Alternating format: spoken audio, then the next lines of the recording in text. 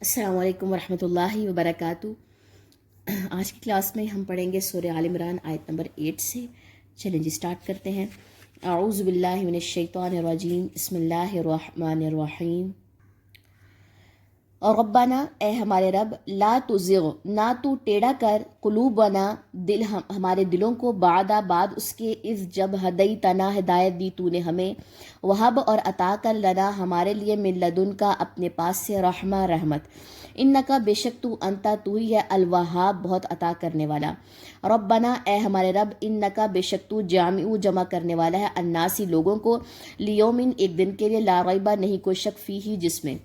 انا بے شک اللہ لا یخلف نہیں خلاف کرتا، المیعاد وعدے کے،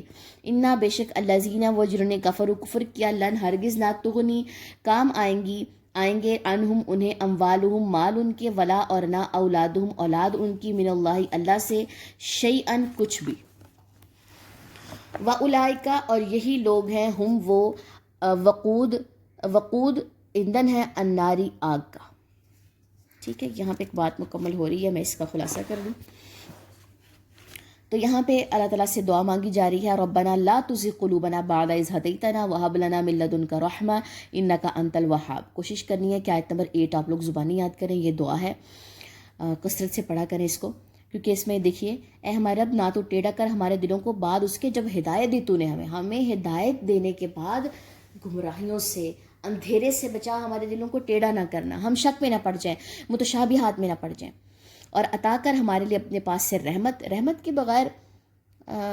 چیزیں بہت سخت ہونا شروع ہو جاتے ہیں، جب اللہ کی رحمت ساتھ جڑ جاتی ہے تو آسانیاں ہونا شروع ہو جاتی ہیں۔ بے شک تو ہی ہے بہت عطا کرنے والا،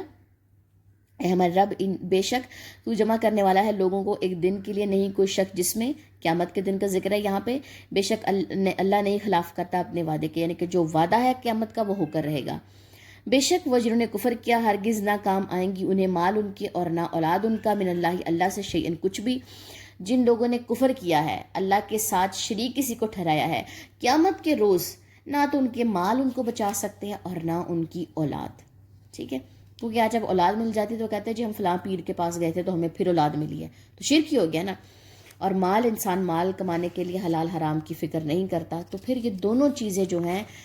جب حلال حرام کی فکر گزر جاتی ہے، انسان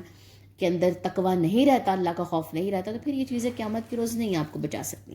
اور یہی لوگ ہیں، وہ ایندھن ہے آگ کا، یعنی کہ آگ انہی لوگوں سے جلائی جائے گی، کوئلہ، پتھر، اور یہ جو کوئلہ سے آگ جلتی ہے، پتھروں سے جلتی ہے، اور انسان بھی ایندھن ہوگا جو کافر ہے۔ چلے جی ان آیات کی ہم تلاوت دیکھ لیتے ہیں۔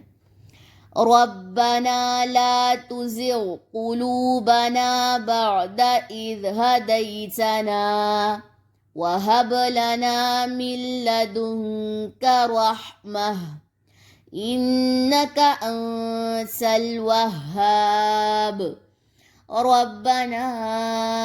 إنك جامع الناس ليوم لا ريب فيه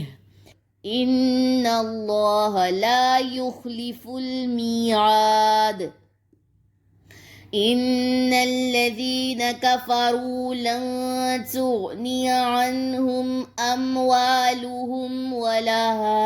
اولادہم من اللہ شیئا وَأُولَئِکَ ہم وقود النار۔